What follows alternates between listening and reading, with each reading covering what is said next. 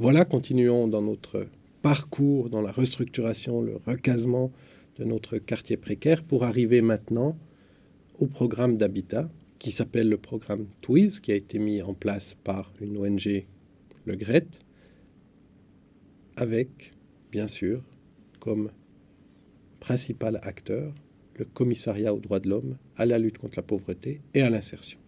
Alors le but, c'était de faire un programme pour environ, je crois, 7500 modules sur l'ensemble de Nouakchott, dont 2300, 2400 seraient dans le quartier que nous allons traiter. Le module est simple, c'est une pièce en dur de 4 mètres sur 5, 20 mètres carrés. Et il y a tout un processus qui permet de financer ce genre de choses. Donc on va avoir recours à du microcrédit. Les gens vont payer mois après mois pour avoir accès à leur logement. Ils doivent mettre une mise de départ. Souvent, la mise de départ qu'ils vont mettre, c'est l'argent qu'ils ont reçu, le dédommagement qu'ils ont reçu pour le recasement. Ils ont été déplacés, ils ont été dédommagés pour ça, et ça leur donne une mise de départ. Ensuite, ils vont payer chaque mois un intérêt et le programme de restructuration va mettre une part non négligeable en subvention. Donc même s'ils payent un intérêt, ils auront leur maison, leur pièce moins chère que s'ils avaient fait eux-mêmes. C'est le but du jeu, c'est quand même de fortement subventionner pour que ce soit extrêmement attractif. Quelques images. Voici une pièce, on voit la partie en dur, la partie qui est restée en matériaux précaires. On trouve cette situation, matériaux de planches, fait de tissu, avec des enfants qui jouent et des chèvres et des chiens. Et puis, le but est de permettre l'accès à de l'habitat en dur. Là encore, on voit un habitat en bois et derrière, une construction d'un habitat en parpaing de ciment. Résultat final, il est celui-là où on peut se rendre compte que chaque propriétaire a fait un petit peu de décoration autour de sa porte et sur l'acrotère du bâtiment. Il reste quelques traces du recensement, on l'a vu dans une vidéo précédente, que chaque famille avait été identifiée avec un numéro et que chaque baraque avait été identifiée avec le même numéro. Et c'est ce qu'on retrouve dans le nouveau quartier puisqu'on a simplement déplacé les baraques. Autre exemple avec en premier plan la latrine qui a été construite sur la parcelle, puis la pièce qui vient d'être finalisée. Une image du quartier où se rencontrent encore les anciens bâtiments et les nouveaux. Voilà, alors le programme avait 4 axes, mais les 2 qui nous intéressent ici, c'est le programme d'habitation, d'accès à l'habitation. Donc il y a tout un processus qui permettait aux gens de faire construire leurs pièces et puis l'accès au microcrédit, au financement de cette habitation. Donc l'un ne va pas sans l'autre. Si on va juste faire un programme d'habitation avec des tâcherons, avec une manque de matériaux, c'est pas suffisant puisque les gens n'auront tout simplement pas les moyens d'accéder à cela. Il faut tout un processus financier qui leur permette d'accéder à ces habitats en dur. On a 3 types de population. Il y a ceux qui ne peuvent pas accéder au programme. Pourquoi ? Parce qu'ils sont trop pauvres. C'est les indigents.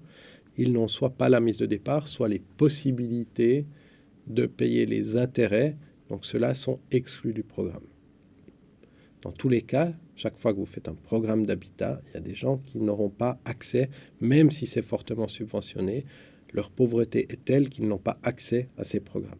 Donc pour eux, ils ont un sentiment de double précarité. Ils étaient déjà pauvres et précaires avant, mais ils le sont encore plus maintenant, puisque par rapport à leurs voisins qui, eux, ont pu accéder au programme d'habitat, eux ne peuvent pas. Et second, c'est ceux qui adhèrent au programme. Ils n'ont pas d'autre choix finalement, ils n'ont pas d'autre manière de faire. Le crédit reste quelque chose d'extrêmement lourd. Il était sur 36 mois dans ce programme d'habitat.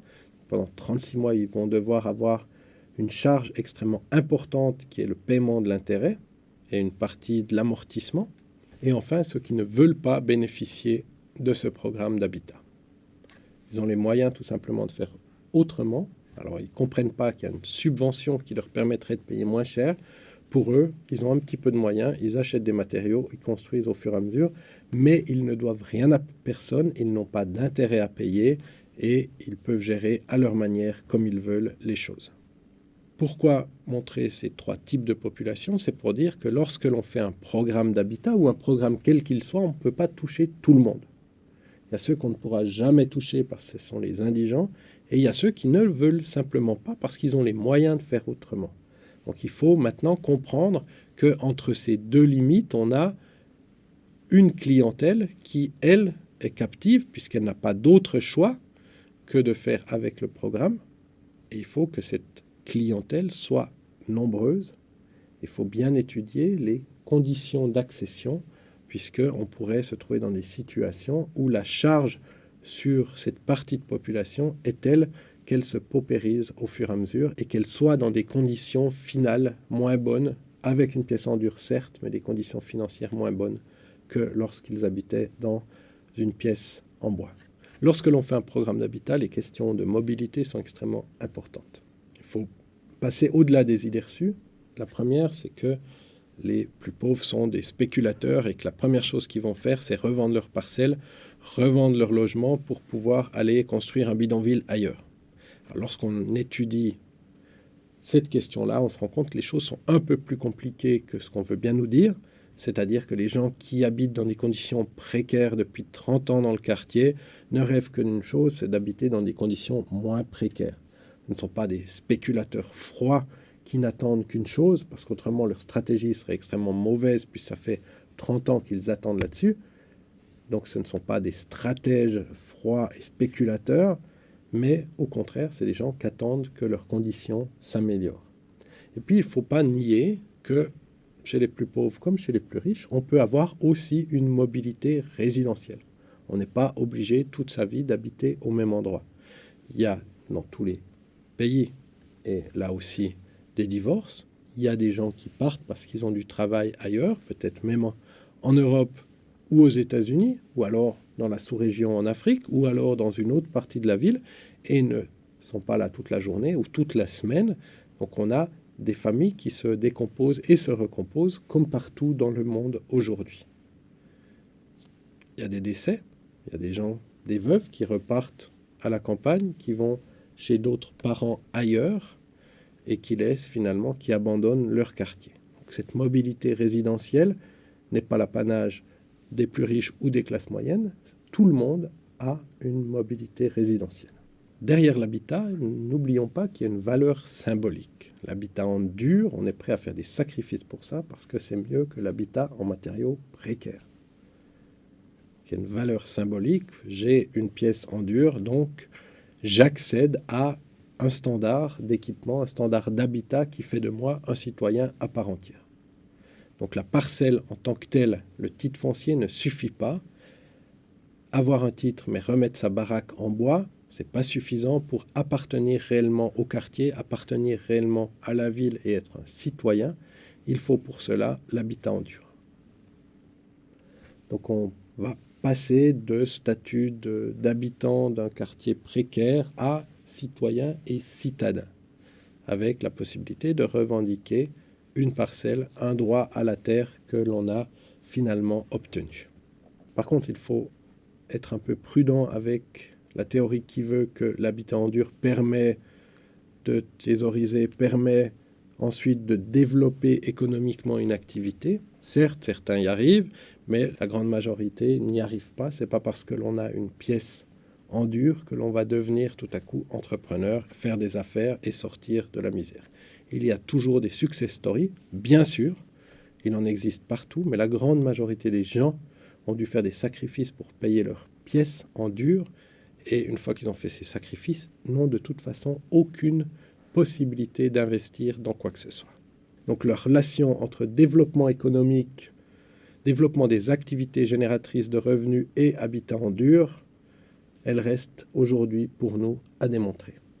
Lorsque l'on traite sur l'ensemble d'une ville d'habitat, de construction, de programmes d'habitat ou de sécurisation foncière, on est forcément obligé de s'interroger sur l'impact de ces projets sur l'ensemble de la ville. Les ONG qui travaillent dans les villes vont en principe dans les quartiers périphériques.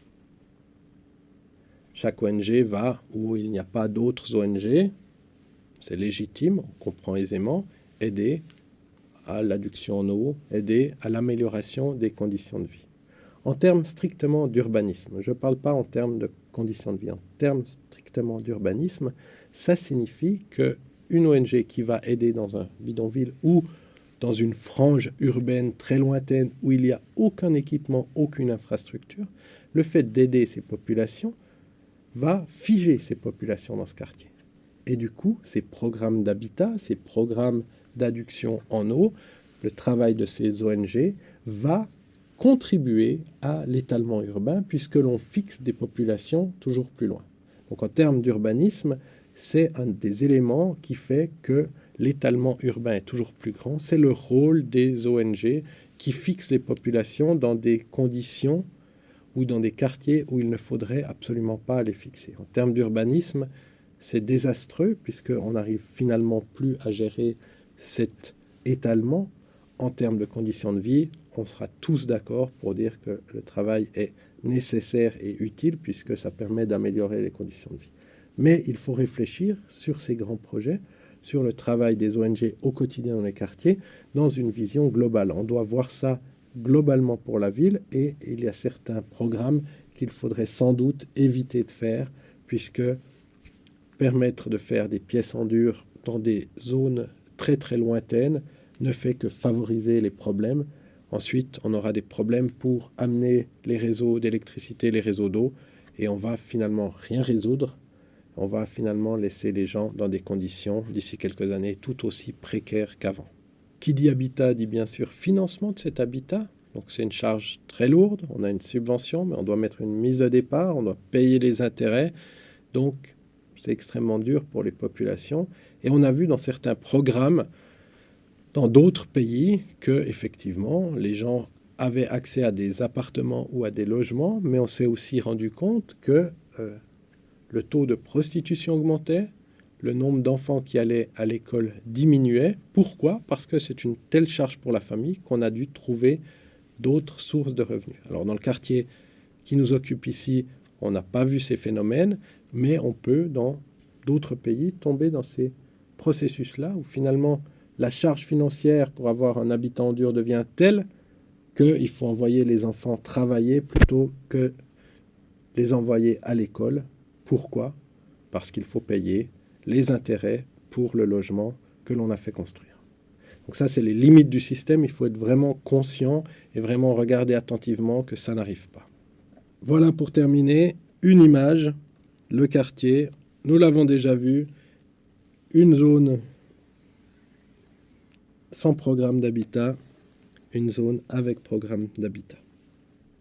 Pour conclure, il n'y a pas de recette miracle, on montre comment ce qu'on peut faire, mais il faut à chaque fois être conscient que chaque action qui favorise, qui augmente la qualité de vie, a aussi son revers. Donc chaque médaille a deux côtés, bien entendu, comme le veut le dicton, mais il faut être tout à fait conscient de ce revers de la médaille, pouvoir l'analyser et pouvoir minimiser. Donc on n'est pas que dans du positif, on doit aussi, à travers les programmes d'habitat, minimiser les impacts négatifs et se poser la question de dans quel quartier je vais aider et lorsque j'aide, la charge financière sur les familles est-elle acceptable ou au contraire, est-ce que ça va induire un certain nombre d'autres comportements et notamment le travail des enfants puisqu'il faut payer cette charge lourde pour pouvoir habiter dans une maison en parpaing de ciment. On peut se demander si c'est légitime d'habiter dans du parpaing de ciment ou s'il vaut mieux habiter dans une baraque en bois et aller à l'école. On caricature un peu, mais c'est des vraies questions que l'on doit véritablement, nous, en tant que planificateurs, se poser lorsque l'on veut agir sur un quartier précaire.